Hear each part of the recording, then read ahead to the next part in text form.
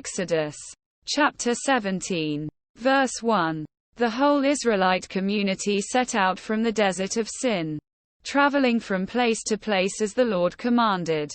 They camped at Rephidim, but there was no water for the people to drink. Verse 2. So they quarreled with Moses and said, "Give us water to drink." Moses replied, "Why do you quarrel with me? Why do you put the Lord to the test?" Quote. Verse 3. But the people were thirsty for water there, and they grumbled against Moses. They said, "Why did you bring us up out of Egypt to make us and our children and livestock die of thirst?" Quote. Verse 4. Then Moses cried out to the Lord, "What am I to do with these people? They are almost ready to stone me." Verse 5. The Lord answered Moses, "Go out in front of the people. Take with you some of the elders of Israel and take in your hand the staff with which you struck the Nile, and go." Verse 6. I will stand there before you by the rock at Horeb. Strike the rock, and water will come out of it for the people to drink. So Moses did this in the sight of the elders of Israel. Verse 7. And he called the place Massah and Meribah because the Israelites quarreled and because they tested the Lord, saying, "Is the Lord among us or not?" Quote.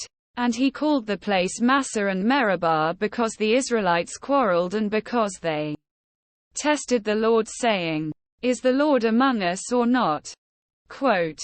Verse 8. The Amalekites came and attacked the Israelites at Rephidim. Verse 9. Moses said to Joshua, "Choose some of our men and go out to fight the Amalekites. Tomorrow I will stand on top of the hill with the staff of God in my hands." Verse 10. So Joshua fought the Amalekites as Moses had ordered. And Moses, Aaron and Hur went to the top of the hill. Verse 11. As long as Moses held up his hands, the Israelites were winning. But whenever he lowered his hands, the Amalekites were winning. Verse 12. When Moses' hands grew tired, they took a stone and put it under him and he sat on it. Aaron and Hur held his hands up, one on one side, one on the other, so that his hands remained steady till sunset. Verse 13. So Joshua overcame the Amalekite army with the sword. Verse 14. Then the Lord said to Moses, "Write this on a scroll as something to be remembered and make sure that Joshua hears it. Because I will completely blot out the name of Amalek from under heaven." Verse 15. Moses built an altar and called it "The Lord is my banner."